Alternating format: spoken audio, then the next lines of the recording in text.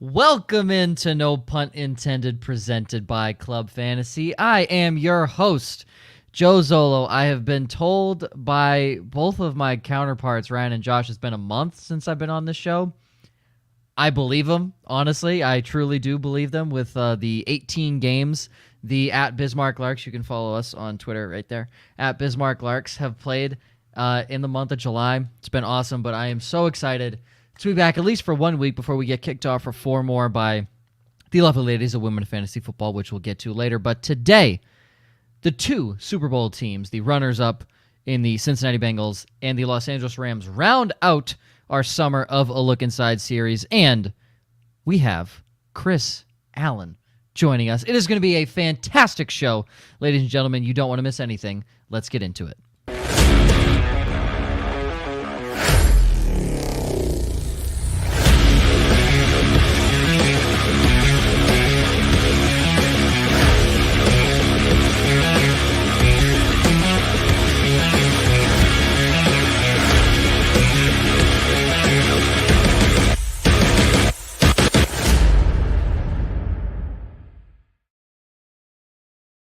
Welcome into No Punt Intended, presented by Club Fantasy. I am your host, Joe Zolo. Joining me as always, Joshua Hudson, Ryan Weiss. Gentlemen, it has been apparently a month. I don't really know. Time, man. It's been a minute since I've been on here. You just kind of bailed and said, fuck you guys, but, nice to see you back. Listen, the one time I did have the opportunity to come back, I happened to be, along with 2 of my other coworkers, the highest ranking in the office, and I had to make sure our collegiate players didn't get fucked up on a golf course. So, me at age 24 in a week, keeping these 23-year-old kids in check. I'm like, I'm not gonna play, dad to these guys who were literally my peers. So it's not like you had to ignore a ESPN analyst or anything that week, so no big deal. Right? Yeah, no, it's not like I had to. Yeah, not like Stefania Bell was on or anything. Yeah. Oh, oof is correct, Chris. As we welcome in Chris from NBC Sports Edge and Football Guys. How you doing, man? Yeah, I'm doing great. I mean, probably better than I guess what you've had to deal with over the past month or so, if not.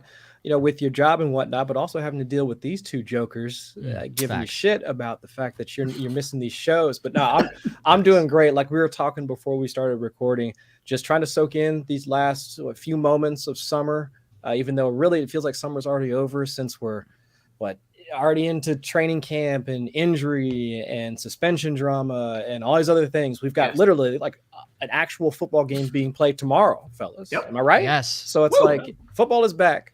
But we still got at least just a little bit more time before it gets super crazy. So I'm trying to enjoy it while I can. I do love that you've already hit on that. We're already getting a taste of all of everything. The things. Training camp drama, arrests, injuries. We've got everything so far. And it's been like a week and a half since training camp's open. Yeah. Quick cheers to Gemmo. I have my lemon water for you. There you are, my friend. I feel like I have an observation. No offense to any previous guest, but this is going to be offensive. I feel like when we have our cool guest, Gemmo always shows up and toasts the guest. And then when we have lesser known guests, Gemmo is nowhere to be found. So Chris, I think you have the Gemmo drink of approval. Hey, I'll take it. That was kind of a dick thing to say, Ryan, but props to you. At least you led with it respectfully. Are you trying to say that Stefania Bell isn't cool? Is that what's happening right now? I do have to say that one was pre-recorded. So. Okay. All right. Yeah. Oh yeah. No offense to Stefania. Jeez. Yes. Yeah, that would have been tough. Okay. Might not be the best thing for me to start the show with. Yeah, no. 2 teams, job, Cincinnati, Los Angeles, the good team from Los Angeles, the Rams, the Super Bowl champions. I'm sorry. Don't go for it on 4th down every fucking game and miss. What do you want from me? The Cincinnati Bengals, runners up last year, 10-7. Honestly thought they had a better record than 10-7. That was surprising looking at this. Same coach, same OC. Not really surprising for a team that probably overperformed in most people's minds last year, coming in second. So nothing going to change right there. Player with the most fantasy upside. Well, nobody in the middle of the season predicted they would go to the Super Bowl. That'd be crazy. Yeah, I mean that wasn't this half of the stream or anything like that. That would have been fucking nuts if somebody said, "Oh my God, the Bengals are in contention to win the AFC." God, couldn't have been Joe and Ryan. To be fair, I said they were a year away. I'm giving you full credit on that one. So Thank you. I appreciate that. And I remember it was right after the Baltimore game where they absolutely curb stomped them like 45-3. So appreciate that, Ryan. Play with the most fantasy upside. Josh, you have T. Higgins. Ryan, you have Tyler Boyd. I'd like to start there. I think T. Higgins I feel like that's pretty obvious, right? I think he's being drafted maybe where some people think he might finish, but I think there's a lot of people saying he'd probably finish above that and be really prominent in this offense. Tyler Boyd is kind of the guy that's taken the backseat to the point where, like, I've seen him in areas where I'm looking for, like, my fourth or fifth wide receiver, and he's just chilling there. So, Ryan, is that why you say Boyd, because this is a high-volume passing offense? Or it's a high-volume passing offense that I think is going to pass more this year. I think we're just seeing the natural growth of Joe Burrow in this offense. He, even as a wide receiver 3, hit 94 targets in 16 games last year, so he's a 100-target guy in a 17-game season.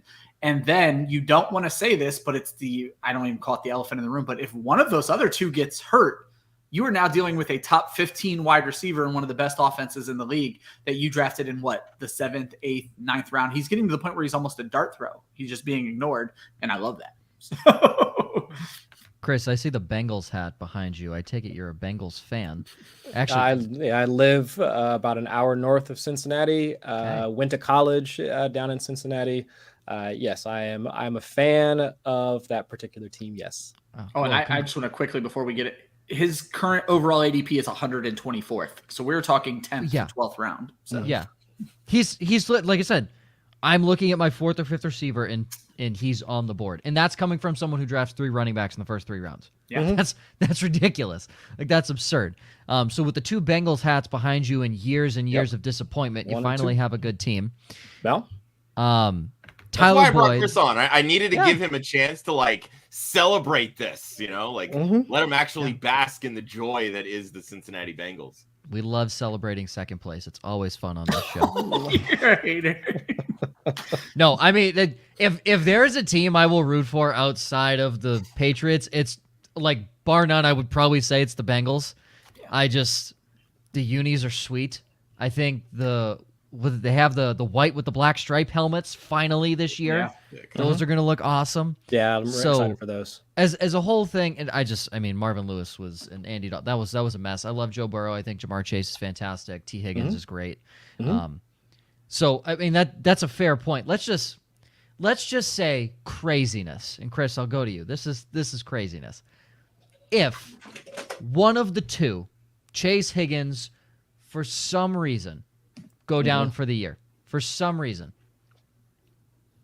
where does Tyler Boyd, in your opinion, finish in fantasy football playing all 17 games as the wide receiver 2 in Cincinnati? Where would you peg him to finish at the end of the season?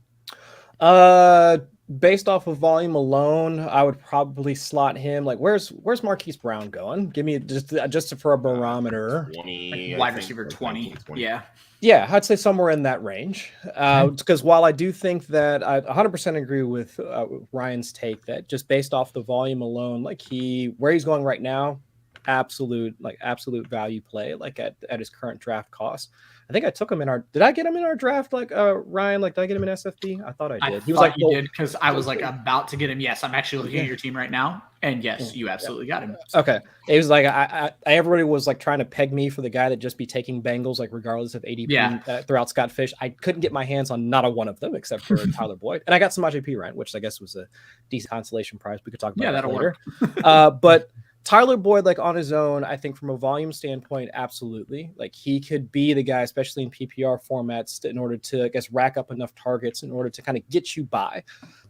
But my only concern, and this was the case when he was essentially like their largest target accruer. When was this? Like the 2019 timeframe, where he picked up what was like 150 some odd targets. It was gross. It was gross. I mean, because he wasn't highly efficient, because it's just not, he can't beat press or man coverage. Like he can't play on the outside. Like he's most optimal, let's say Alan Lazard-ish type roller. What Denver had envisioned for Tim Patrick, like if you could actually, I mean, if he was going to actually play this year, like rest in peace to Tim Patrick.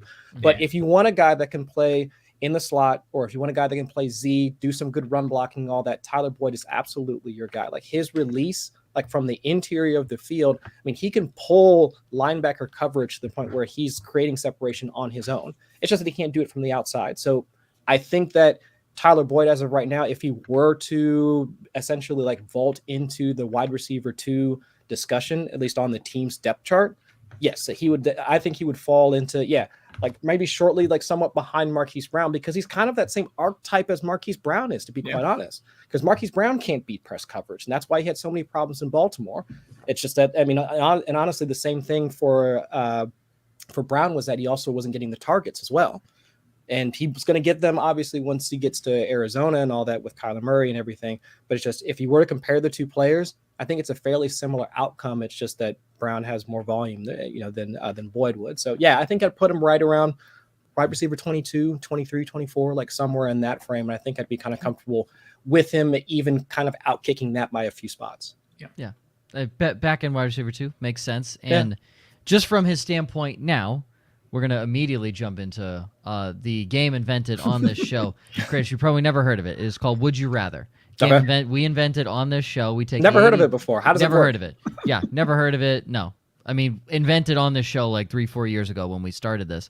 Damn. All right. Yeah, I know. It's crazy. It's incredible no one's ever thought of this beforehand. So we're going to take the guy in question, Tyler Boyd. We're going to take 5 guys around his ADP. Okay. And we are going to, I'm basically going to ask you, who would you rather take in this position at wide receiver? We'll say this is going to be your first guy off the bench. You're in a traditional league, 2 receivers, 1 flex, and this is going to be your 4th wide receiver. Okay. Potentially, even if you want to stretch it to a league where you do 3 receivers in a flex or just 4 receivers, this guy's going to be your 4th guy. Okay. So I am going to actually go. Tyler Boyd is currently wide receiver 51, 124th overall. I know it is kind of ridiculous. I'm actually going to go the 5 guys that are ahead of him. All right. Because the couple guys after him in terms of overall are like, for example, Marquez Valdes-Scantling and Jacoby Myers are a full round and a half, if not 2 rounds behind him in overall. So I'm going to take the guys ahead of him because they're all within 10, 11, 12 picks of him. Okay. So I will start at wide receiver 46. Would you rather, as your wide receiver 4, Alan Lazard or Tyler Boyd? Chris, I don't need an explanation. I just need to know who. Yeah, give me Lazard. Okay, Josh? I have Tyler Boyd ranked higher. Okay, Ryan? I knew you would start with him. It's Lazard for me. This is the one. So yeah, it's the outside of Cobb, it's the only dude that has rapport with Rodgers, so I'll go Lazard too. I don't love it, but wide receiver 47, Chris Olave or Tyler Boyd? Chris. Boyd, easy. Josh. Yeah, Boyd for me. Ryan. Tyler Boyd. Boyd as well. Wide receiver 48, Kadarius Toney, who I believe, I don't know if this camp report is correct, but Daniel Jones missed a pass to Kadarius Toney that hit a man in a wheelchair. That's how bad. I'm looking that up right now. I'm fairly positive I saw the tweet. I'm almost positive I saw the tweet. No. Someone please, I don't know who tweeted it, but I could have sworn in my scrolling through Twitter for work purposes, I saw. It's the most New York Giants, Daniel Jones, Kadarius Toney thing possible. Yes, it's perfect. And I don't know if it's accurate. I'm pretty sure I saw someone tweet it, but Kadarius Toney or Tyler. Eyewitness reports from camp today. This from 5 days ago. Eyewitness reports from camp today tell me QB Daniel Jones accidentally hit a disabled fan with a misplaced pass. So that's terrible. Oh, Giants. Oh, man. I mean, disabled fan, he might have been looking at his entire receiving core, which, I mean, is fair. Oh. Chris, Tyler Boyd or Kadarius Toney? Terrible joke. Kadarius Toney for me. Okay. Josh. I have Boyd 0.14 points higher But I will say this is kind of a range where I would be chasing upside, and I think Tony brings that to the table more so than Ford. Just real quickly, we heard the camp report just now, right? We heard that. Great. Ryan? It's just, the thing is, I think Tony actually has a chance to be the wide receiver one there. That's what I'm getting at. Yeah, with Daniel Jones. I'll take Tyler Boyd. I will also take Tyler Boyd. I don't think I am drafting a single New York Giant on the offensive side of the football. I was super interested in Kenny Golladay until it came out again that him and Daniel Jones just cannot get on the same page. And I'm like, how long does it take to get on the same page? So. I gave away a 5th-round pick from this previous draft for Kenny Golladay. I'm just hoping they trade him away to a team with a decent quarterback. Yeah. Okay, and Garrett Wilson or Tyler Boyd? Chris? I would say Tyler Boyd. That one's a bit closer to me, but for different reasons. Josh? Yeah, I have Boyd higher. Ryan? Tyler Boyd. I weirdly want to take Garrett Wilson. I weirdly do. I will say now, Garrett if the question Wilson. were Elijah Moore, it would be Elijah Moore for me. No, 100%. Yeah. Well, I'm pretty sure Elijah Moore is going much. Yeah. But yeah, he's going 89th overall. Yeah, 89th overall. He's going much higher. Yeah, I feel that New York's going to throw the football a lot more. I don't know why. I have zero anything to back that up. I just feel like they're going to throw it more. And the last guy, literally going one spot overall ahead of him and one spot in wide receiver ADP ahead of him. Would you rather Michael Gallup or Tyler Boyd? Chris? Tyler Boyd. I'll take the non-injured guy. Josh? Yeah, same. Tyler Boyd. Ryan? Yeah, I'd like my guy to be available week 1. Give me Tyler Boyd. Yeah, you can take Tyler Boyd there and then just take James Washington like 17 rounds later. James Washington also. James Washington's out for 2 months. Yeah. Don't take James Washington. When the fuck did that happen? Damn What it! happens when you're gone for a month? Yeah. Liz Frank a couple of days ago. Yeah. Cowboys need receivers. Who is a that? bad idea to trade away one of your best receivers. Who'd have thought? I mean, it's a bold strategy, but who'd have thought it wouldn't work out? And Jalen Tolbert starting to look a lot more interesting. So. Oh yeah. So apparently Joe has a lot of shares in James Washington. He's Based on just rethinking. He was free. His whole life. he was free and was supposed to play week 1 and is in a offense that's going to throw the football 700 times. Of course, I was high on James Washington. He is likely headed for the pup, my friend. Yeah, we probably won't see him till probably November. Thanksgiving. All right, time to go pick up 7th-round pick Noah Brown from 2017. Yeah. Okay, that is a rude awakening. But there's your answer on Tyler Boyd. Pretty good pick for where he's at. Okay, biggest trap. Josh, you have Mixon. Ryan, you have Burrow. Fairly, I feel like logical reasons for both of those guys. Don't really need to dive into it. Chris, one player on the team you have to leave your draft with. It is blank. Who do you have? T. Higgins. I think he's probably the best bet for a guy to outkick his ADP at this point. I mean, we already talked about Tyler Boyd and just given the value proposition, but if things stay the way that they fell last season, with essentially 25 to 23% target share, like if you want to split it between Chase and Higgins, and then it was just like the split between Higgins and Boyd was just like much greater than at least I expected. I more or less expected to be, let's say, 25 for Chase, 23 for Higgins, and like just north of 20 to 21% for Boyd. And essentially they would essentially act in tandem, like with each other. And seeing that split just kind of has me wondering, like, what is this offense predicated on? And it really does seem like Joe Burrow, like this offense is predicated on creating explosives. And who can do that? I mean, Jamar Chase, without a doubt. What was it in the Week 17 game? Like when they played against the Chiefs, and it 4 defenders like from the Chiefs were around him, and then Chase still runs off for like a 40-yard touchdown. It's just stuff like that. We already know Chase can create explosives. We already know Higgins can create explosives. Like even in his rookie season, I don't know if Tyler Boyd has that in him. And I think with the way that Joe Burrow plays and his aggressive nature, it's just like that archetype of receiver fits what Joe Burrow wants to play. It doesn't mean that Tyler Boyd is bad. It's just that, again, if push came to shove, Burrow would look to those two guys first. And one of the things that a lot of folks have been like the pushback on Higgins and his ADP at this point, because when you have to essentially have the right draft slot to get Ja'Marr Chase. And then afterwards, Higgins goes a round and a half-ish or so like after him. And the biggest knock on Higgins right now is, well, I don't want to be drafting a team's wide receiver 2. Like, why should I have to pay for a team's wide receiver 2, like in the second round, when I could just as easily get another team's wide receiver 1, because Terry McLaurin goes after T. Higgins. Who else is going after? DJ Moore is going after, and I can get a team's wide receiver 1, and I want a wide receiver 1 on my team. T. Higgins was just as, or if not better than, some of the wide receiver 1s that were drafted in the first round last season. An article that I wrote for 4for4, I looked at the average top 12 or top 10 metrics actually for last season.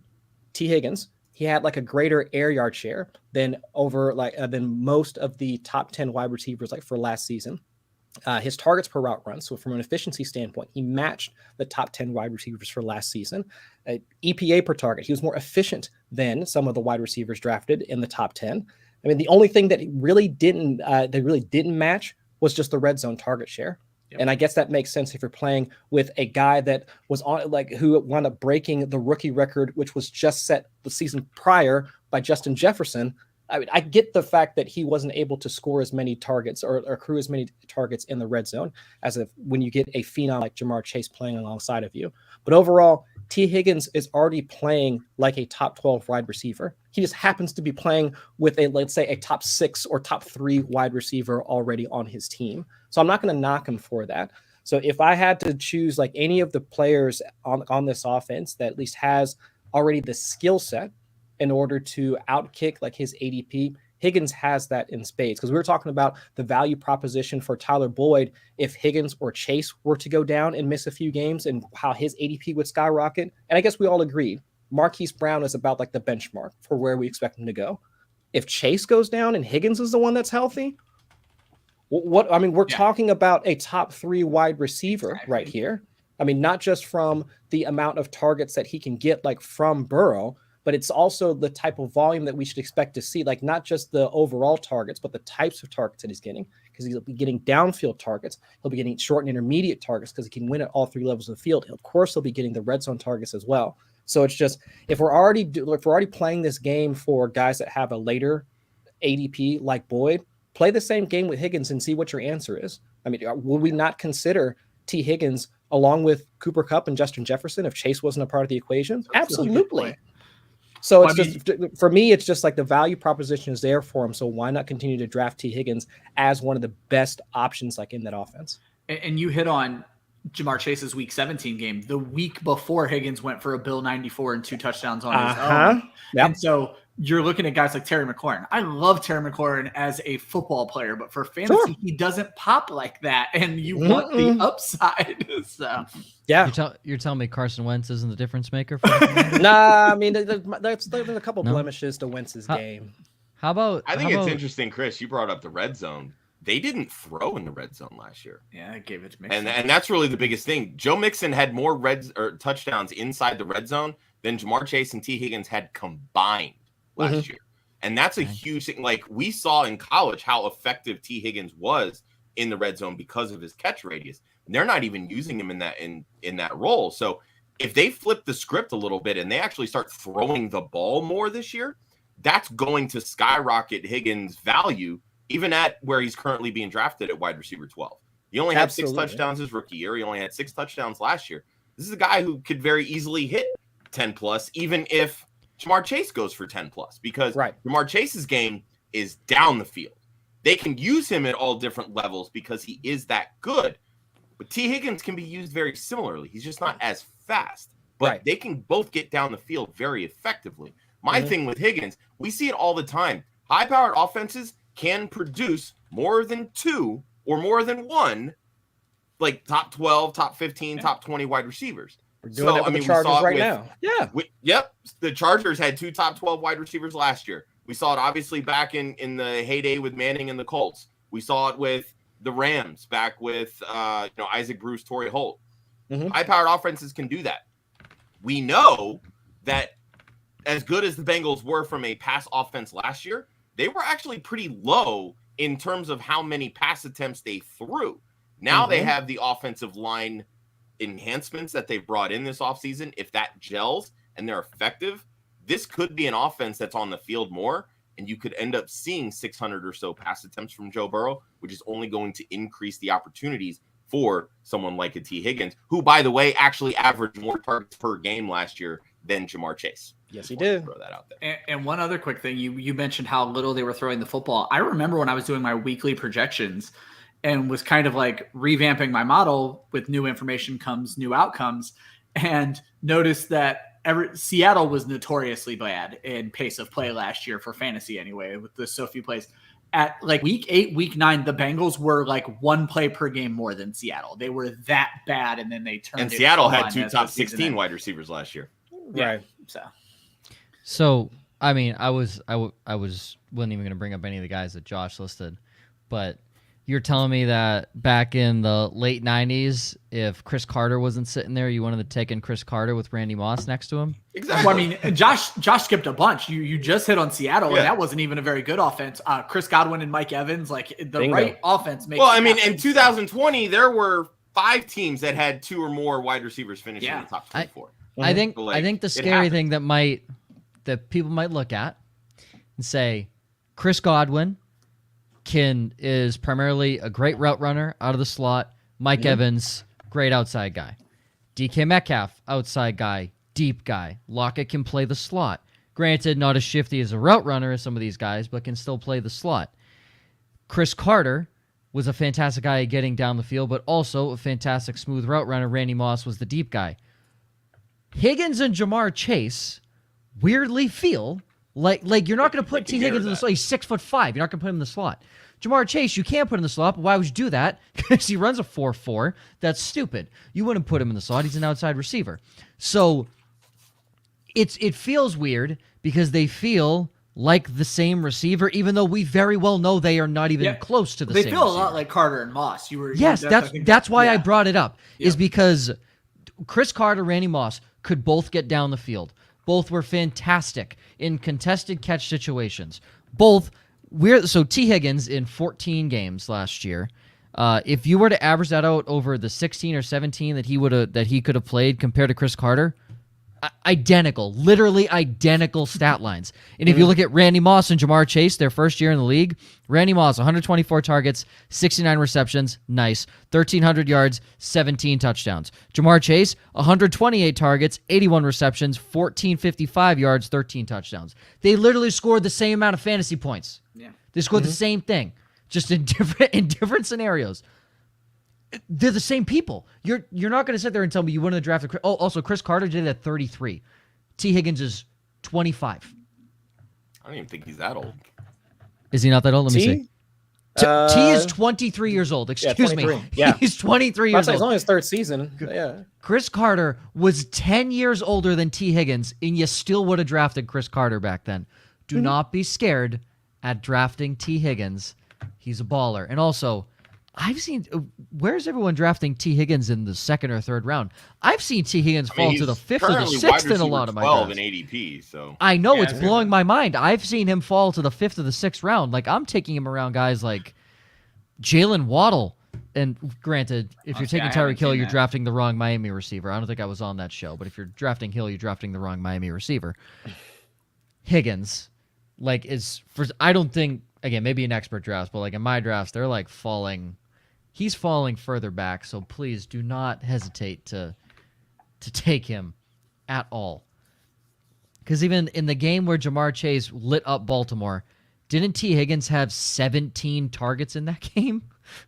If I'm remembering right, that sounds right. That was the other week. Well, because Chase, I don't know if Chase lit up Baltimore. Chase lit up Kansas City in 17. Higgins lit up Baltimore in 16. Okay. Elixirs real quick. We touched on this. Yes. Chris thinks he would be basically a back-end wide receiver too. 22, 23, 24. I ran it quickly into my thing where I just gave him the amount of targets for a full season. What I think he would have, obviously it doesn't quite play that way. He came out as wide receiver 19. So I think that's absolutely perfect call. Yeah. So. That's right. Albert playing her favorite game. T. Higgins or AJ Brown, Chris? I actually wrote a piece on that. I would take T. Higgins. There you go. Okay. Yeah. It's just the basic analysis behind that is, sure, they both have not similar skill sets, but let's say their fantasy production profile is fairly similar. We expect them to be at least high-end wide receivers, but how many things have to go right for A.J. Brown to hit? I mean, you're asking Jalen Hurts to actually take a pretty big step forward, as a passer, even though A.J. Brown can win at all three levels of the field. You're also asking for A.J. Brown to accrue the same target share that he did in Tennessee. And so his competition for targets goes from Nick Westbrook-Akine and whichever tight end that you want to toss out there to Devonta Smith, who was really good as a rookie receiver, and then Dallas Goedert, and whatever you think of the combination of Miles Sanders and Kenny Gainwell, out of the backfield. Yeah. So and also this is an offense that was predicated on the run. So it's exactly. I mean, even if you do think that their entire offense now dramatically shifts to being a more pass-friendly offense, you're asking for at least 3 to 4 things to break right for A.J. Brown. Whereas for T. Higgins can just be T. Higgins and still just be better than A.J. Brown from a fantasy standpoint. This one isn't even close. Perfect answer. T. Higgins, right? Yeah, across the board. T. Higgins by a country mile. You can tell that Chris researched an article for that. Yeah, you could not give a better answer. Yeah, and Albert, you can tell from the Eagles fan and Josh that he's not even feeling the. Look, I'm all about AJ Brown. Love him as a player. If you were telling me, talent-wise, Higgins or Brown, I would take Brown. Mm-hmm, sure. Situation is that plays into it as well. And this isn't rookie dynasty drafts. You want to bet on the talent in those instances and hope situation gets better. We already know the talent. We know the situations. Give me Higgins, and it's not close. Yeah, I'm all about Higgins in the situation. And also, just real quick, Devonta Smith, if he was in a pass happier offense in a couple years, we would probably be talking about him as a disgusting wide receiver 1 option, and also arguably a top 5 route runner in the NFL with how smooth he runs his routes. He just never gets highlighted. The only thing I ever have to bring up about Devonta Smith now is our boy Hutch got a picture with him, and Hutch is thicker than him. So much thicker. It was terrifying. I mean, that boy does look like he weighs like $180, soaking wet. But I mean, just the fact that at his size, he still does what he does. He still does what he does. Hutch met Devonta Smith, guys. Yeah. I have Devonta in my hand. That's rough. Hello. Well, I think he was 70th plus percentile success rate against press coverage last season. That's according to Matt Harmon's reception perception. I mean, the dude is ridiculous. I mean, he does struggle with contested catches, but I guess you would expect that given his frame. But I don't care. And rookie year. And his rookie season, there's so much that can go into that. So it's if he's already capable of doing that against NFL DBs, and now you're tacking on A.J. Brown on the opposite side. I'm excited. I mean, go Birds. Absolutely. Yeah. I'm so excited for that offense for this season because it's almost impossible for Jalen Hurts to fail. But just given the fantasy situation, it's just easier for me to look at the other team that has greater pass volume. I would say it's undeniable that Joe Burrow is a better passer than Jalen Hurts at this point. So it's just easier to look at that. I mean, Joe Burrow was a better passer his entire life than Jalen Hurts. Hey, I mean, Jalen Hurts has overcome a lot. I'm not gonna, I'm not gonna try and have Philadelphia coming after me or anything like that. But he's overcome a great deal, and that could very easily happen, Chris. We know Philly fans. I don't want none of that. Jalen Hurts has overcome a great deal with his passing ability. It did not get good until his senior year at Oklahoma. Yeah, he's not a good passer. He's gotten much better, but no one should sit here defending. I've heard Eagles fans chirp Jalen Hurts in front of me while watching the Eagles game at how bad of a passer he is. So I feel full confident that this is a safe space. This is a safe space. Okay, I'm going to read this question word for word. Oh boy, here we go. I want you to explain it to me. Chris, I'm going to read this question word for word. All right. If the Bengals were a craft beer, comma, which players are which ingredients to make it taste great? Question mark. You left this blank. Now, my assumption is it's not because you didn't read the show sheet. It's because you were just baffled by the actual question and didn't understand if it was true modern day English or 1700s British English. Now, do you understand the question? Because I don't, and I'm hoping you can help me with it. I do understand the question. Fantastic. And for folks that don't know, in my spare time, if I happen to have any of that, I brew beer. So the weekend after the Fantasy Expo, I'm going to a homebrew competition just down in Cincinnati. So with this question, and it took me a little bit to kind of think of how this would work, but if you want to talk about I'll just keep it to the skill position players, like the fantasy relevant players, like for the purposes of this analogy. But for brewing beer, I mean, you always start off with your grains, like your base malts, like the thing that makes the entire beer like work, like in order for you to create alcohol, whether it's like 2-row, 6-row, like whatever the case may be, Maris Otter or whatever. But you need something like all the way up to, like, in order to make the whole thing work, and that's Joe Burrow. Like without this is not possible. I mean, if you want to look at just the way that this entire offense has changed over the past like 2 seasons, I've written about it like almost ad nauseum, but not just like from what we see on the field, but just the fact that it's like, guys, it's actually cool to be a Bengals fan now. I'm not gonna lie to you. Like here in Ohio, it's actually cool. I mean, because it's common to see folks wearing Bengals gear, but I've seen a lot more people like wearing the stripes like around, like just even in my neck of the woods, like not just outside of Cincinnati. It's actually become like a national thing to like the Cincinnati Bengals, which in my 20-ish years as being a fan, I've never seen it. So without Joe Burrow, you do not have like the Bengals. And honestly, you probably don't have any of the rest of the pieces go behind it, because Cincinnati would not be targeting Jamar Chase if it wasn't for Joe Burrow. That's a fact. They wouldn't have the free agents that they brought in, like for the offensive line, without having this offense piloted by Joe Burrow to bring in. I mean, because we don't even know, like, honestly, do you guys even know, or would you be able to pick out Zach Taylor from a crowd of a bunch of random white dudes? I couldn't. Like, we don't know like what Zach Taylor is or what type of coach that he actually is. So it's like without Joe Burrow, this thing does not run. Like Joe Burrow is the engine of this franchise. And so if I wanted to equate that to homebrew, I would say Joe Burrow is like the base grain of any particular homebrew. And then after that, you need flavor, you need pop, you need something that really like brings it, like turns it into its own character, its own beer. That's Jamar Chase and T. Higgins. Like right off the top, we were just talking about it earlier, because if you want to look at the skill sets that they bring like to the team, if you want explosives, you got either one of the two can bring explosive to it. If you want power, I mean, Jamar Chase, contested catch rate, T. Higgins, like the same deal. And then if you want even more of that on the back end, we were talking about Tyler Boyd too. So, I mean, all of those guys, I mean, they're your malts. They are what give the thing flavor. They are what give that offense like their whole style, like on their own. And then afterwards, it's just like the hops. I mean, you can change a hops, like the profile of a beer, just by like when you bring in, like when you add your hops like to the boil.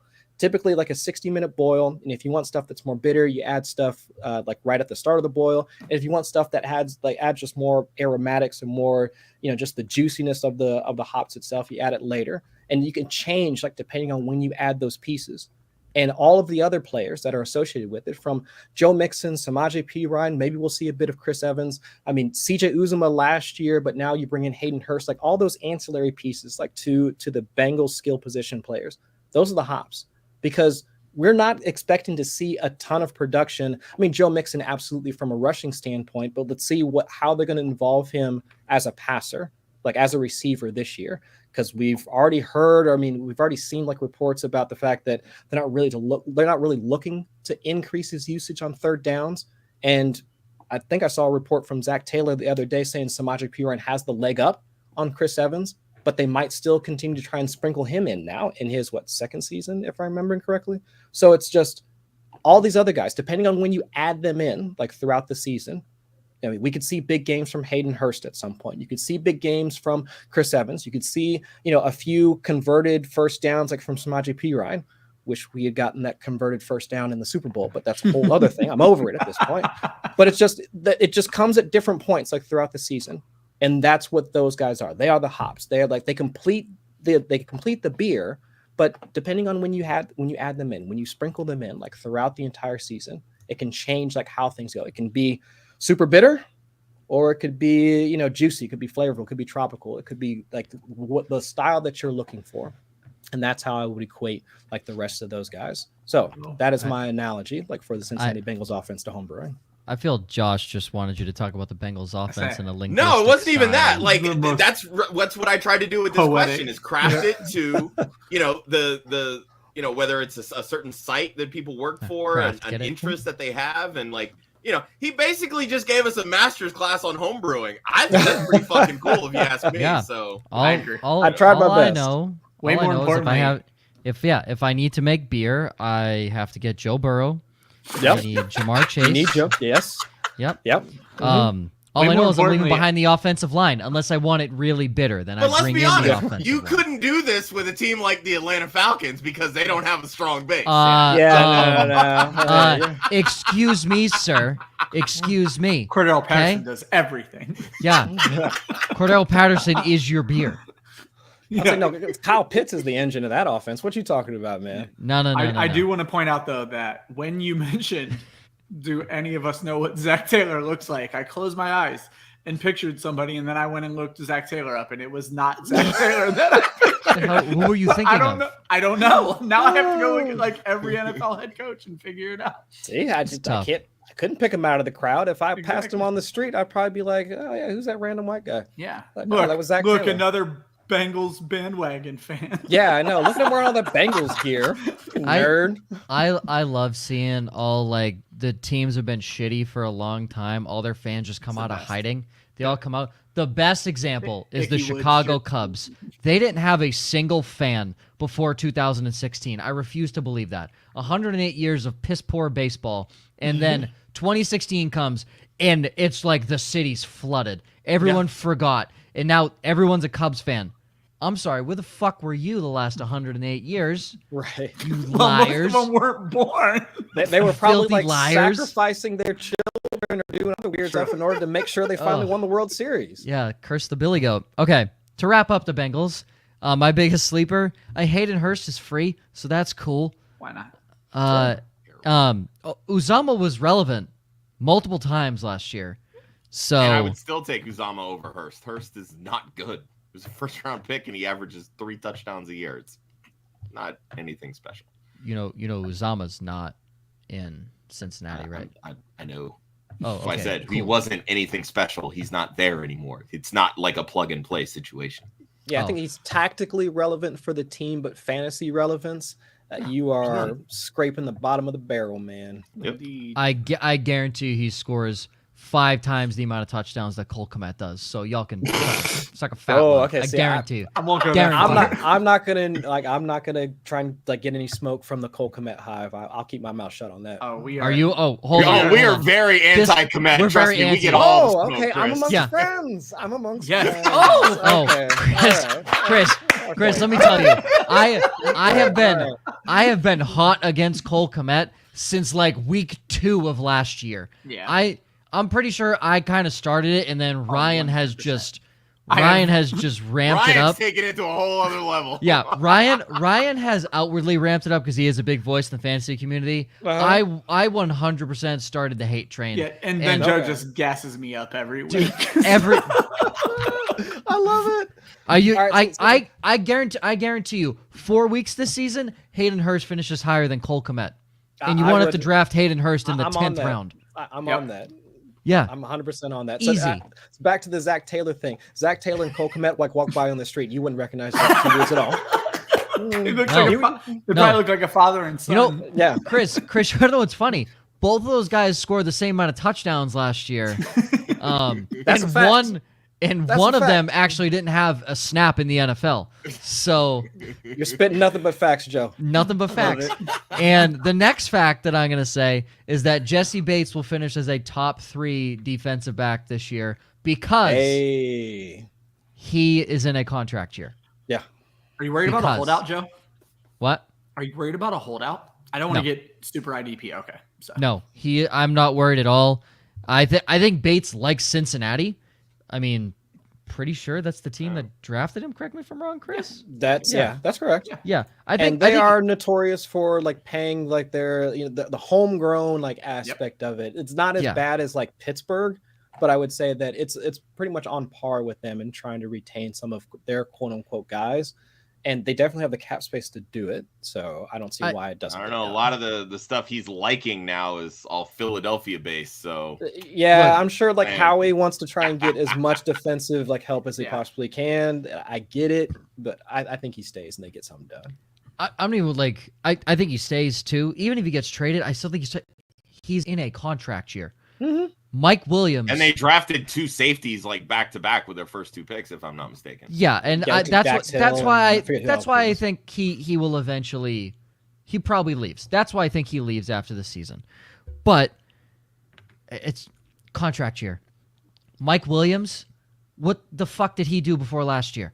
Besides disappoint. You know what he's going to do this year? Disappoint. Now that he's got the bag? Now that he has the bag. Dude, what were we all saying? Oh, it's a contract year for Mike Williams. He actually might play well. Went off. Went off this past year. To be fair, we all said he'd go off. All he had to do was stay healthy, and he did. So yeah, stayed healthy in a contract year. That's all I'm saying. It was a contract year. I think Jesse Bates in a contract year, he is a baller, and he will be a top 3 safety, in my opinion. Here's hoping that he's the top 3 safety for Cincinnati, though. Yeah. Easy. He's the number 1 safety for Cincinnati. Screw Von Bell, even though Von Bell's fantastic. I'll say Von Bell's pretty good too, man. Von Bell's fantastic. All right, to the champs, the Los Angeles Rams, the unforgotten team of LA, even though they still can't pull a stadium full of fans. In a city of, I don't know, 25 million people, LA still can't fill an 80,000 seat stadium that was worth $5 billion and is by far the nicest stadium on planet Earth.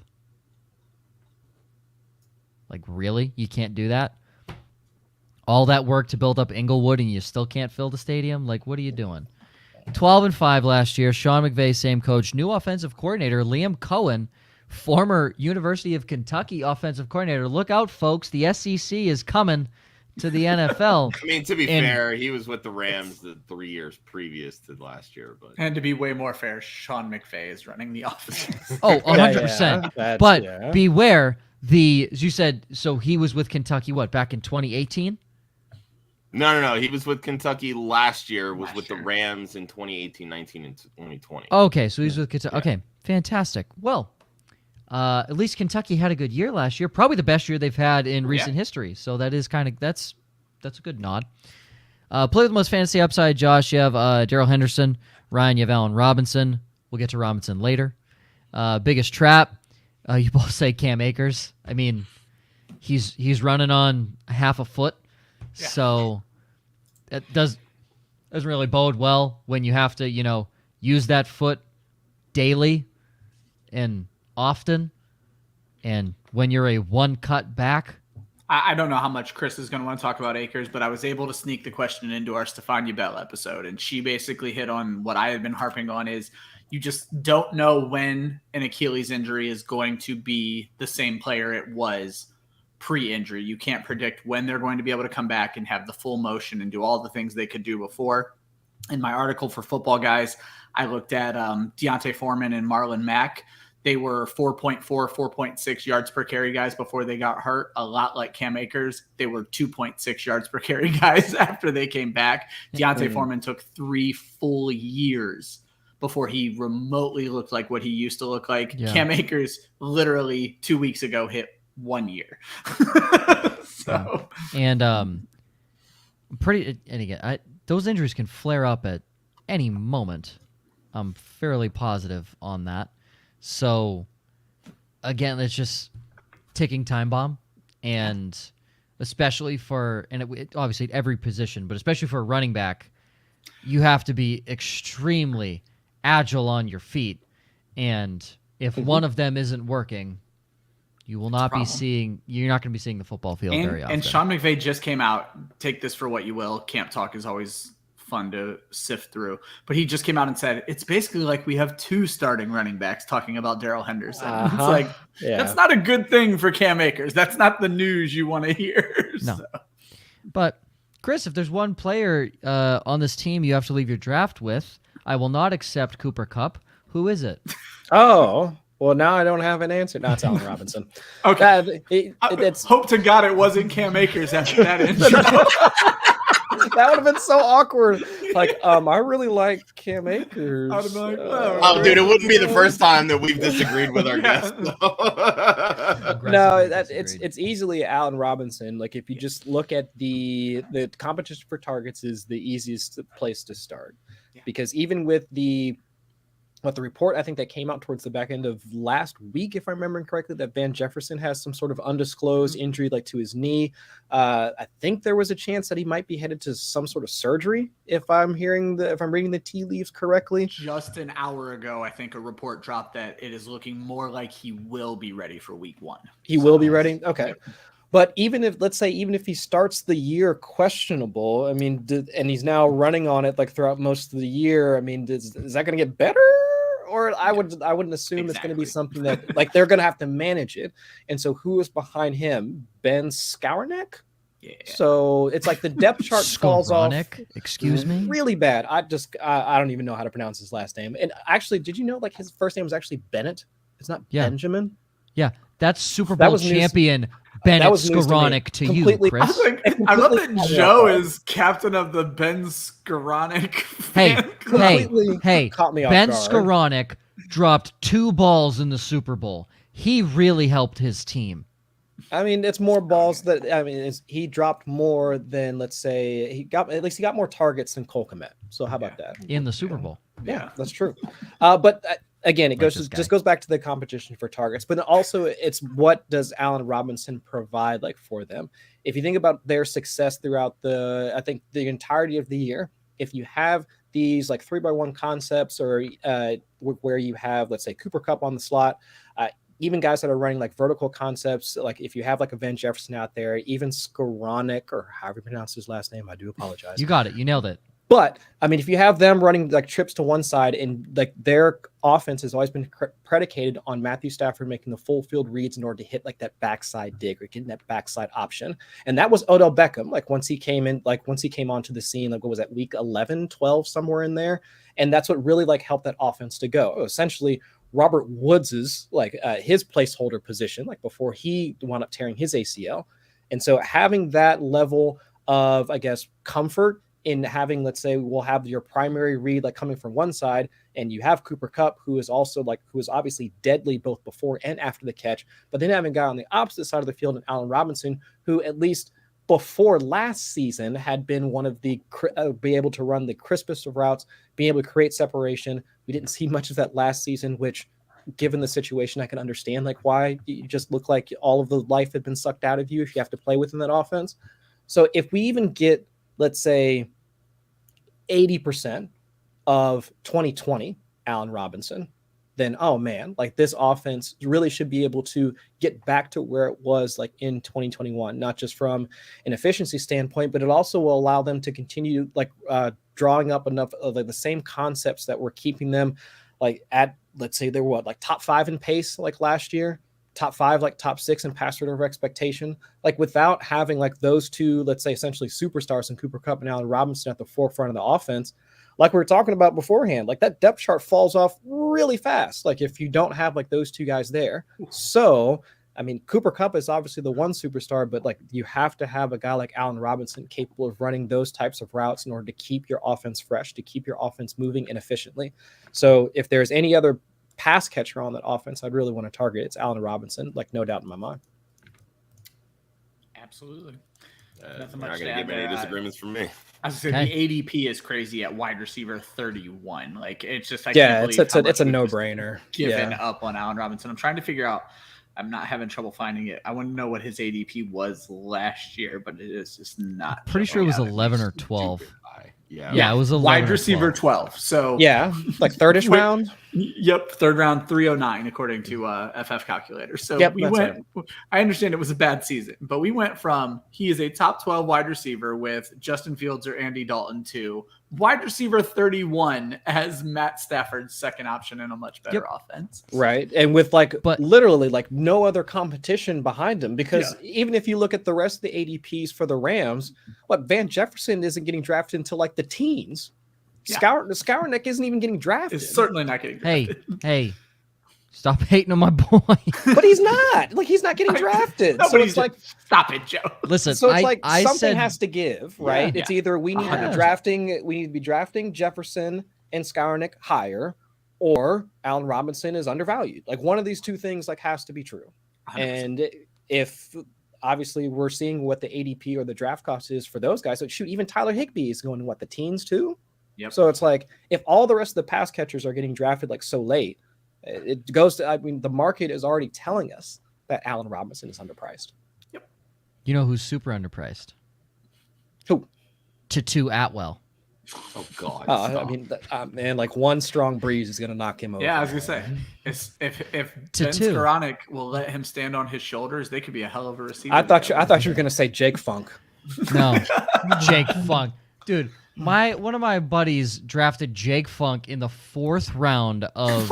Oh, Lord have Hold on. mercy. Yeah, in the 4th round of the rookie draft. He's like, I just got the steal of the draft. I'm like, Nick, guarantee you he doesn't even play like a snap.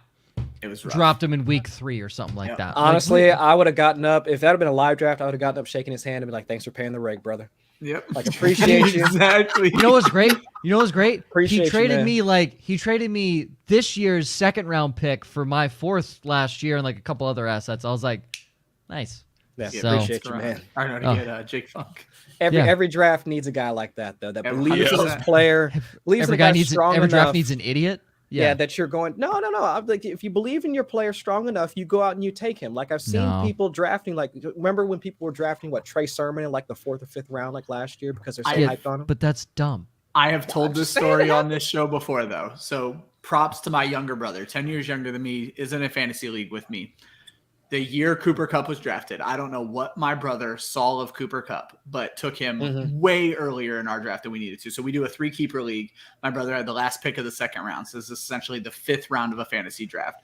And my brother says Cooper Kupp, and there are 13 guys in this room. Me and one other guy are the only people who even know who the hell Cooper Kupp is. And everyone's just like busting my brother's balls over and over. Like, why'd you do it? Why'd you do it? And all I said was, you could have waited 5 rounds easily. Sure. But it's a keeper league. My brother has held on to him from that day, has this like ownership of Cooper Kupp in his heart, has the Cooper Kupp jersey. Like, it is just, it was his dream call. Good for him. Exactly. So Good for him. Yep. All right. I'm going to do a little would you rather. We're coming up on time here because the A-Rob thing, that's what I want to do. I have Allen Robinson as my sleeper, and I really think it's even close. So Allen Robinson, currently going wide receiver 31, 71st overall. Wow. I'm going to give you every guy that's currently being drafted in the 70s overall, which is wide receiver 28 all the way down to wide receiver 33. All right. Okay. Allen Robinson included. So, would you rather, as your 2nd receiver? Okay. I was gonna say wide receiver 3, but yeah, that works. Yeah, that's why I want to make it a little more interesting, right? Because the wide receiver 3, I'm not gonna lie, I feel like you're probably taking Robinson over most of these guys. So that's always So, wide receiver. Joe, I was actually going to say that. So I'm going to make a quick recommendation, Joe. What if you jumped up to 20 through 27-ish? Because I think that's where your interesting conversation happens. So Okay, that's fair.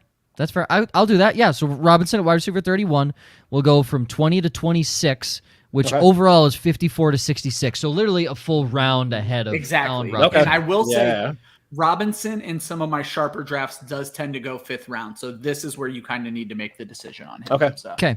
So A-Rob or wide receiver 20, Brandon Cooks. Chris. A-Rob. Josh.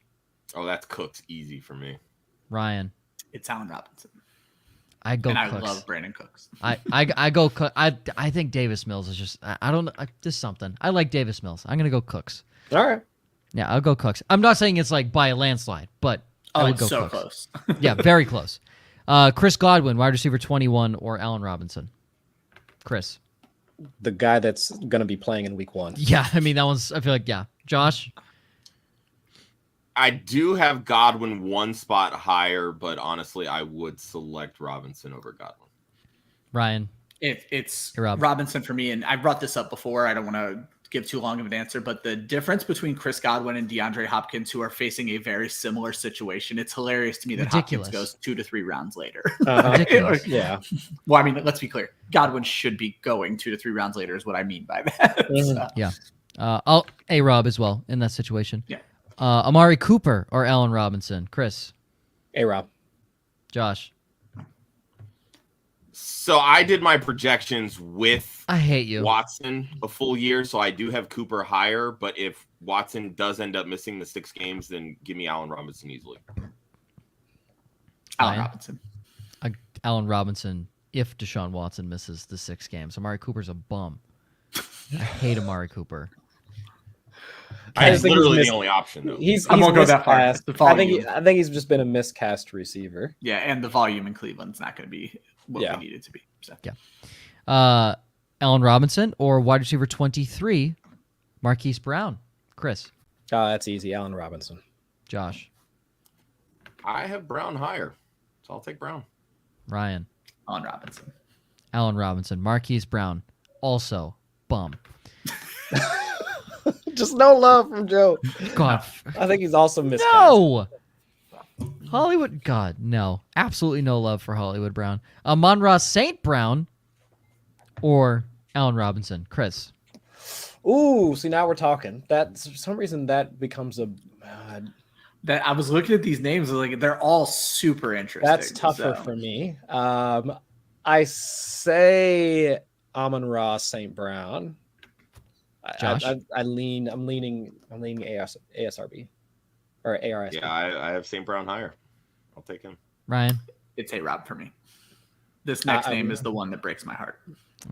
I would also go. I'm high on Amon-Ra St. Brown. I don't know why. I don't like it because we know who his quarterback is and we know what he's wearing. I don't care if it's the across the Detroit front of Lions, his baby. chest. Restore the roar. Like they There are you go. coming back. Restore the roar. Wow. Restore the roar, baby. They've been trying to do that for 70 years. They're really failing. at hammer that. hammer the over on that 6.5 win total, baby. Like hammer that over.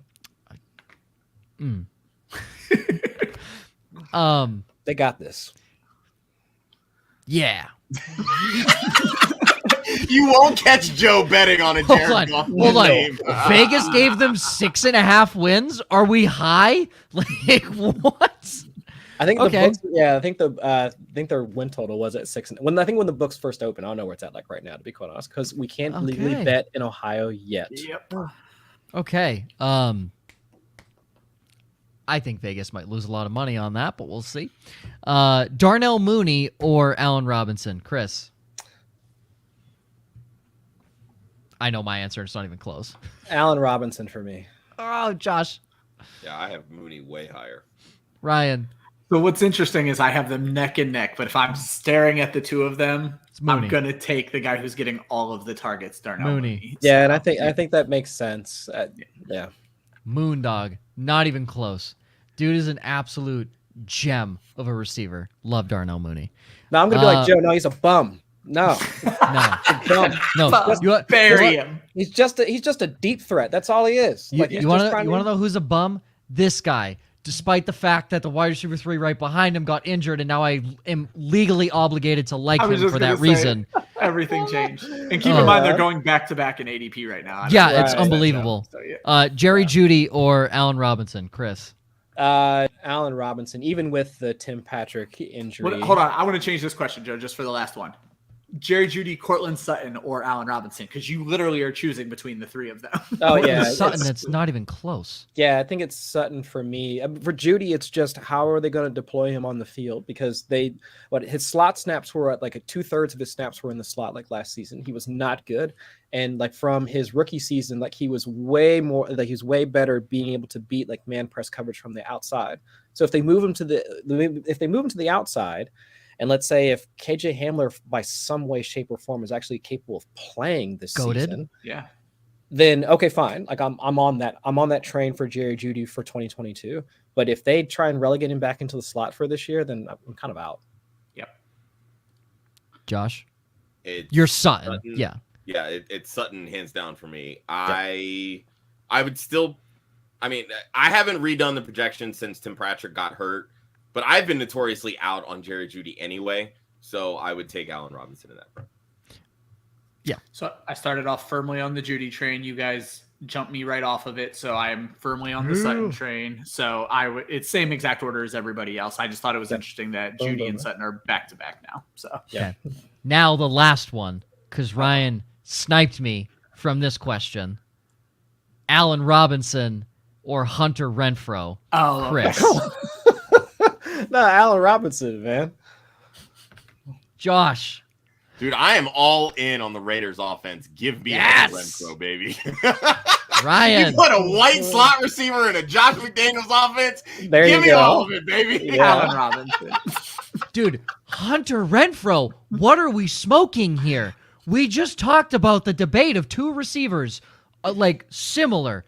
T. Higgins, Jamar Chase, guys that have worked, guys in the slot, deep threats who can do everything. Devonta Chris Smith just told you why it's going to work in Los Angeles. Yes, and I'm telling you why Hunter Renfrow is going to ball the fuck out this year, because I said it to you last year, and you ranked him at wide receiver 68, you asshat. You're right. And here's the thing. I love Hunter Renfrow as a player. There's no doubt about it. Josh has the Raiders throwing a lot more than I do. I think they bring a more run-first Patriots offense. To be Josh fair, I still have him rushing the ball 495 times. You have times. him calling like 67 fucking plays a game or something. So. That's pretty Well, high. the defense sucks. The defense blows. Listen, if I'm staring down the barrel, I'm going to take Hunter Renfrow over Mike Williams. Easy. Oh my God. Easy. That is, dude, down the barrel. See, you are the guy. Being my draft, you're the guy I'm shaking hands with. No. Thank you. No, Chris, because I'm a firm believer. Mike Williams lays an egg this year because it's not a contract year and he's going to get injured. I am a firm believer in that. I don't think he's Renfrow, gonna pass. I don't think he's gonna take over like Keenan Allen, which given his market price, it seems like everybody thinks that's what's going to happen. But I do think that there's a decent chance he just kind of falls into. Let's say he finishes as a 4th or 5th round wide receiver versus where we see him going in the 3rd-ish round, something like that, which is fine. But it's just, we're expecting him to be this receiver where it's predicated on him being used in the area of the field that even Brandon Staley wasn't comfortable with using him throughout the entirety of the season. When his average depth of target dropped to about 11 yards, which is the first time in his career he was actually being used like an alpha receiver. And that was just for the first 5 to 6 weeks of the season. But then after that, it jumps back up to 15. You had a 15 A dot towards the middle of the season. It plummets down to 1 or something ridiculous, around weeks 13, 14, and 15 when the Chargers offense was doing something I don't know what they were doing around that time frame.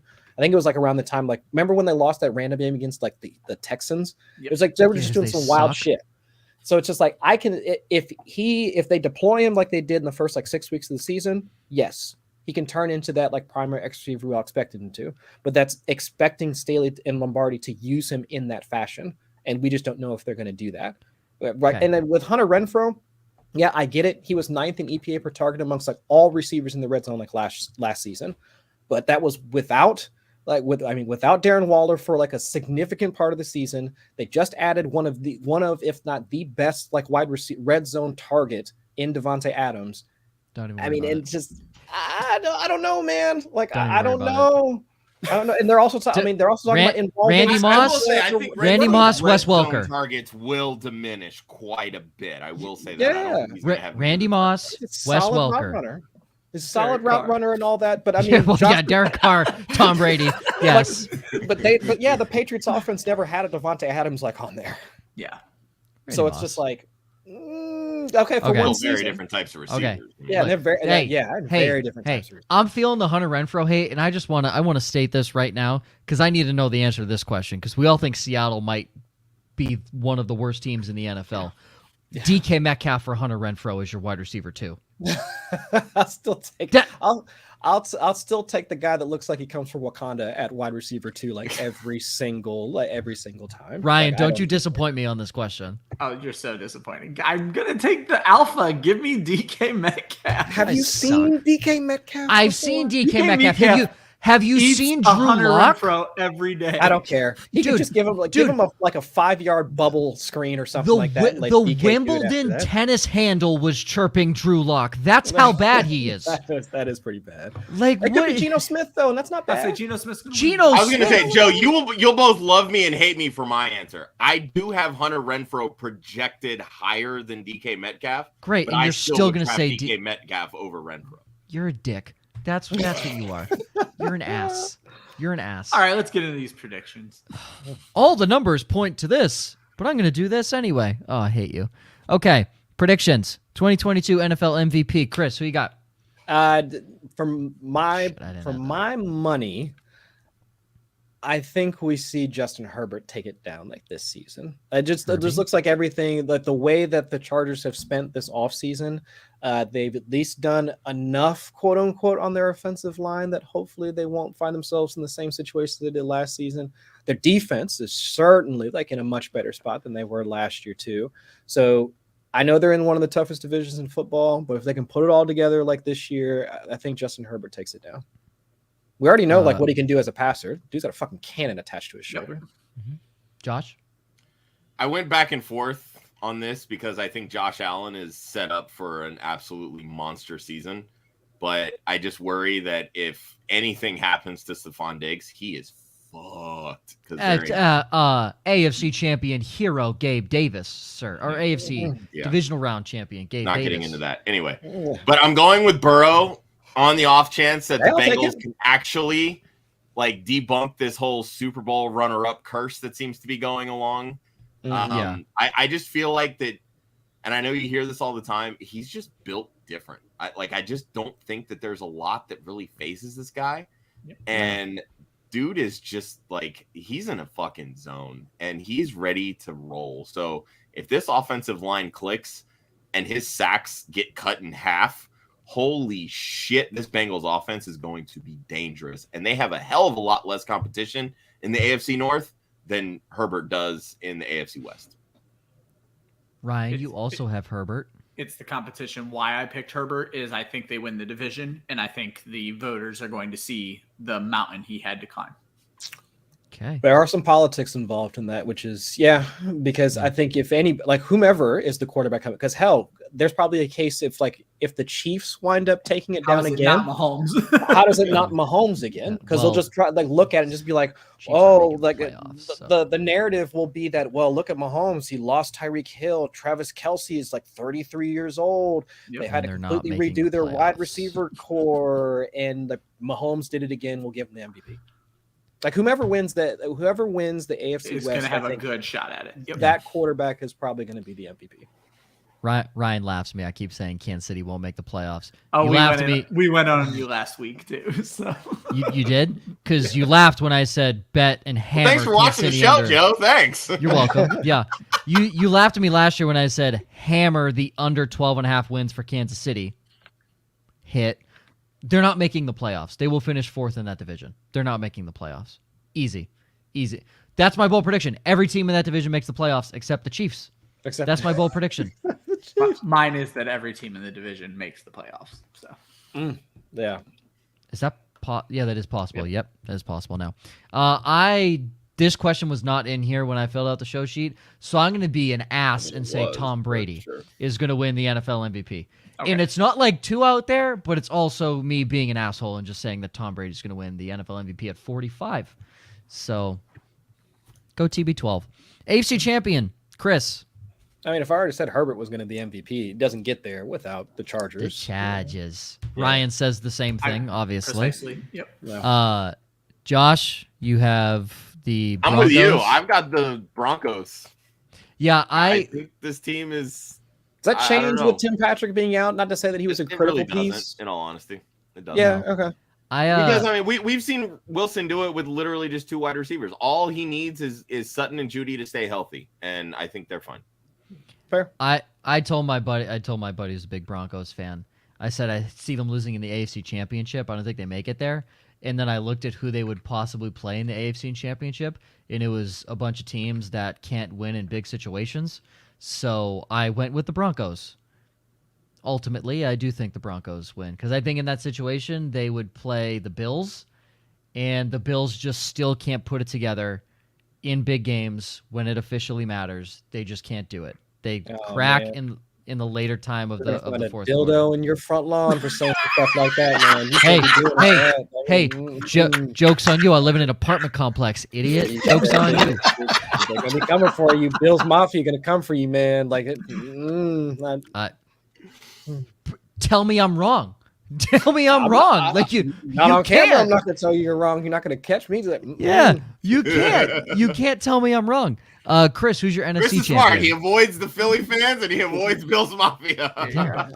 Who's your NFC fan base? Yeah. Who's your NFC champ?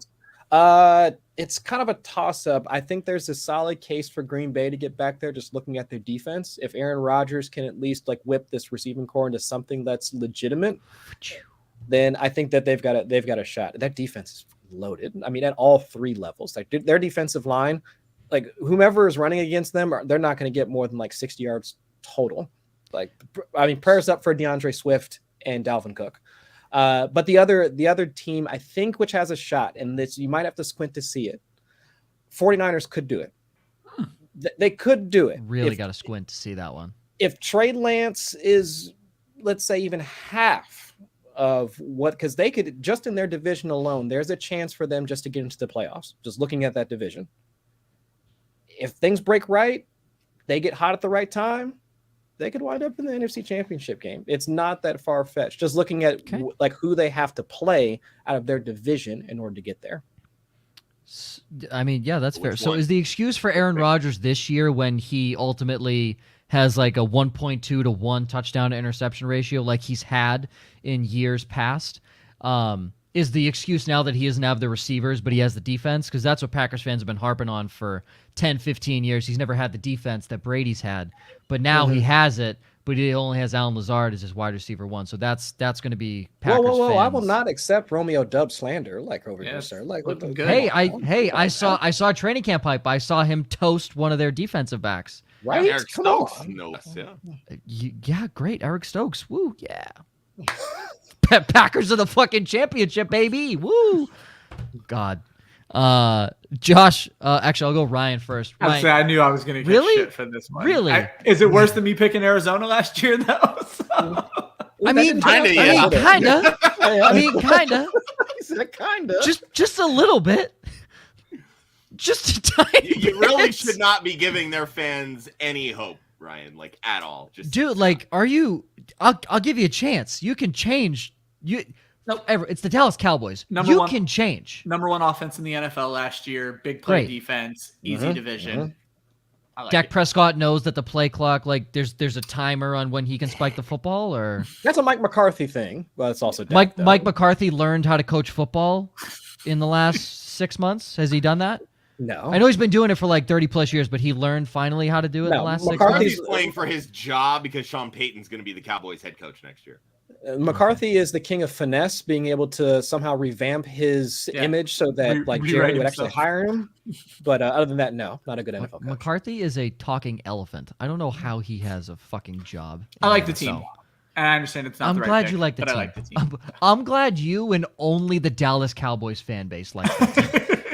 And the radio station Jerry Jones owns and pays the radio host to like the team. I'm glad you are the a state part of propaganda radio show that he has. 105.3 The Fan. Yeah. Josh, you and I, honestly, Josh, I'm not going to lie to you. I didn't know who to pick from the NFC because last year I had the Cowboys. I think when we did our show at the end, I'm like, oh, Cowboys are going to make the Super Bowl. I hated myself for that pick. Mm-hmm. And I honestly looked at the NFC and I'm like, I don't think the Rams repeat. I don't like any team. And I saw you had the Bucs. I'm like, talk about an easy division. In my opinion, they have the easiest pathway. They really do. Easiest division in football. Yeah, they have the easiest path. The Falcons, until they get a quarterback, I'm not going to buy into them. The Saints, without Sean Payton, I don't trust them at all. Carolina's a hot fucking mess. Sam Darnold. Brady can coast. That's 6-0 in the division, easy. Yeah. He can. Well, I don't want to go that far. The Saints seemingly have his number. I don't know how or why, but they in New Orleans. Yeah. Even in Tampa. But he can coast to 12 wins, and all you have to do is get Brady in the playoffs. Yep. And that's not a bet. That's a that whole different story. I'm not going to bet against him. So I don't care. Brady in the playoffs is really hard to bet. He could be against. 60 years old. I wouldn't bet against Brady in the playoffs. Right? Yeah. And then ultimate Super Bowl champion, Chris. Who do you have? From which side? Which conference? I guess does it matter at this point? Super Bowl champion. No, Super Bowl champion. So who's? No, I'm saying like, does anybody have a lean? Like, who's going to take it down? Like from either side at this point? I don't think know, there's like, really wasn't there a trend? Yeah. Wasn't there a trend? I thought there was a trend of like the AFC or something like that, like taking it down for a while. I must be wrong. But at least for me, like the ultimate Super Bowl champion, if I had to pick the team, if it winds up being, let's say, so if it's Green Bay and like the Chargers, I think the Chargers wind up taking it because I'm just going to keep with like the MVP, like the AFC, like winner and all that. Yeah, I think the Chargers wind up winning it. Josh. I went the Broncos. I know it's kind of a stretch with a rookie head coach, but I don't know. I feel like they're like Russell's got a new lease on life, and I think if they can find a way to get to the quarterback a little bit better than they have the last couple of years without Von Miller, I think they'll be in a good spot because they've got a good running game. They have quality wide receivers. They have a quarterback that has won a Super Bowl. So yeah, give me the Broncos. Ryan, you also have the Chargers. It's asking a lot for that defense to stay healthy, but if they do, that is a scary defense. Mm-hmm. I have Tampa Bay because I don't fucking know. Perfect. I do know. I don't know. I was just, you know what? Let's have Tom Brady go out on top at 45, win a Super Bowl, and everyone. I can't see it with that offensive line. They've taken way too many hits right now. I agree. Yeah, the Bengals made the Super Bowl last year. They had a bottom. That's the thing. But they had a bottom 3 offensive line. Now, well, that's why I said they can get to the Super Bowl. I don't know if they can win it. Josh. It's Tom Brady. Josh. Okay? I love Joe Burrow as much as the next guy. He's not Tom Brady with no offensive line. Joe Burrow with no offensive line. They're very much in different stratospheres at that point. I don't think it happens. At this point, I legitimately have no idea. I have no clue. I think AFC is fairly even at this point. I think top of the NFC, fairly even at this point. I really don't know. Yeah. What I do know is the Chargers aren't even sniffing the championship of the AFC, let alone the Super Bowl, because Brandon Staley will lose 4 games based off of going forward on 4th down. It's going to happen. I admire the moxie, but at a certain point, he's got to just fucking give up. Give up. It doesn't work. Well, I like going forward on 4th down. Yeah. I mean, we as fans, it's the analytics play, folks. You gotta be able to strategize. It is. The Oakland Athletics love using the analytics, and they always lose in the first round of the playoffs every year. So. But if it failed enough last year, regression means it's going to start to succeed this year. Positive regression. Please use the term. Analytics has never won a championship. Regression is regression. There is no positive regression. What do you mean? Analytics just won a championship. The Rams just did it. Analytics has never won a championship. The Rams just did it. You cannot tell me Cooper Kupp was analytics.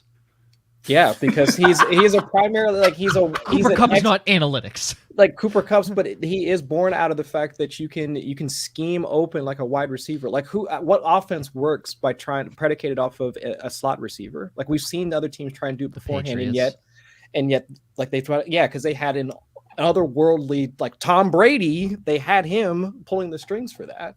Jules Edelman, GOAT.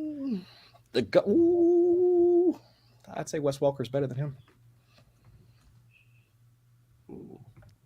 Whatever. They're both Patriots receivers. Who cares? They're top. But I'm just saying. No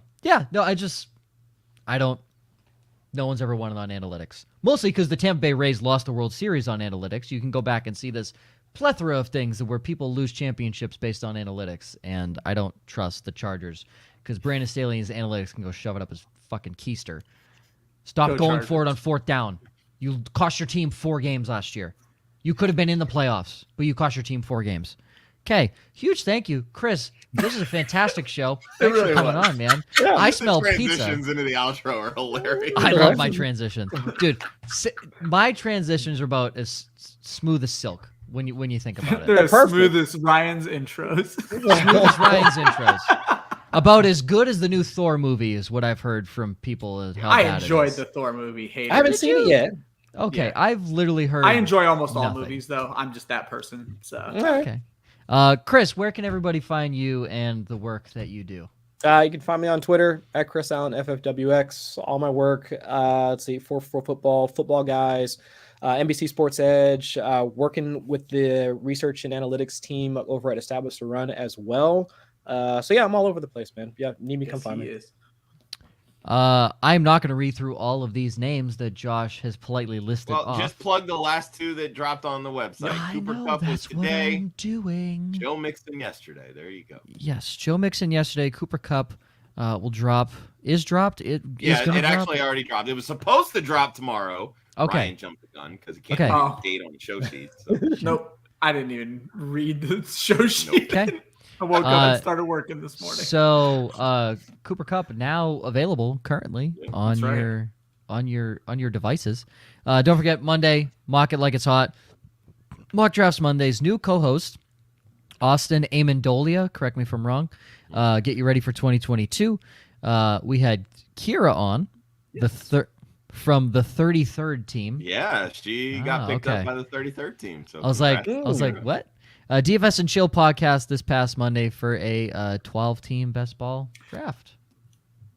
It was the mock draft show, not the DFS and Chill show. Curious Okay, from the DFS. so fantastic. That's why I'm like, we don't have DFS. All you and really Chill need yet. to know is for this point forward, we will be on this Monday. We're off the following Monday because of the expo, but we will be doing redraft, mock drafts with your draft coming up. We are focusing on getting you ready for your draft. So Okay, next week. Deuces. See ya. I'm out for another month. Won't be back till September. We take a month-long break, as we do, or as we have been doing the last 2 years, and we go into the third year of Women Fantasy Football. Faith Enos, Kelly Singh will take over as hosting for our third annual Women Fantasy Football shows, and the first two ladies to appear, one from the inaugural year, Jen Piacenti, who I believe at the time was not with Sports Illustrated. She is now. Nope, but she is now. Yep. Jen Piacenti with Sports Illustrated, and Samantha Praviti from the Action Network, who I don't believe she was on Women Fantasy Football. She's just No, been this is the on- first time she's been on Women of Fantasy. She was on with us on No Pun Intended once back when she was writing with the New York Post. But Yes. yeah. We've Fa- actually she's- been trying to get Samantha on the Women of Fantasy show for 3 years now, so it's nice to be able to find yeah. her. Yeah. No, Now She's we have it. fantastic. Yeah. She's fantastic. And as we always do every year, we raise money. And for this year, Josh, we are raising money for the Women Fantasy Football and Galvanize Scholarship. That is an upside-down Joe Montana signed jersey, along with a signed George Kittle 49ers jersey, both repping the predominant red with the white numbers. Those will be our two raffle items next week. Josh, correct me if I'm wrong. It is just a $5 raffle ticket like we did last year. $5 ticket. The raffles are live. You can go to womenoffantasyfootball.com, click on the graphic with the jerseys. It'll take you over to the site where you can buy your tickets. You can buy as many as you'd like. 100% of the proceeds go towards a scholarship fund with Women of Fantasy and Galvanize, which is set up to pay the way for women to enter into the boot camps that they organize with sports franchises across the four major sports. We're trying to focus on the NFL because obviously, football. Laura's done 4 camps this past year. The most recent one was with the Los Angeles Chargers and just wrapped up last week. So we're really excited to be partnering with Laura and Galvanize, and the last 2 years we've raised over $3,800. The goal this year, definitely want to be able to break 2,500, but my stretch goal is 3,000, and I feel like with the raffle items that we have this year, we can definitely hit those marks. And we've got a great lineup of guests, and this year we're doing a little different where we kind of like announce them a week beforehand instead of all at once. That signed Joe Montana jersey will look great right above the signed Frank Gore jersey that I have here as well. That'll look pretty good. All right, and also to stay up to date on all that, make sure you follow Women Fantasy Football at women_FF on Twitter. And then, like Josh said, you can donate by raffle tickets at womenoffantasyfootball.com. Gentlemen, for the One Hudsonian, for at Chris Allen, FFWX, for Ryan at the Fantasy 5, myself, at Bismarck Larks. Please follow us. You can follow Club Fantasy on Facebook, Twitter, and Instagram at Club Fantasy FFL. The URL is clubfantasyffl.com. Always remember, defense wins championships. Offense wins fantasy football. We will not see you next week because you will see Faith and Kelly for the next 4 weeks taking over Club Fantasy for Women of Fantasy Football, the third annual, with the first two guests being Jen Piacenti and Samantha Praviti. Josh, was there anything? Because it looked like you wanted to say something. No, you're good. Wow. Yeah, Imagine good not outro, killing an outro. Couldn't be Ryan. Couldn't be Ryan. Always remember, defense wins championships. Offense wins fantasy football. We will see you in a week. I had to repeat that one time. Ryan sounds like he's a broken record and is reading broken English, and he can't do an outro. Screw all of you. Get excited for Women of Fantasy Football. The next 4 weeks are going to be awesome. All three of us will see you in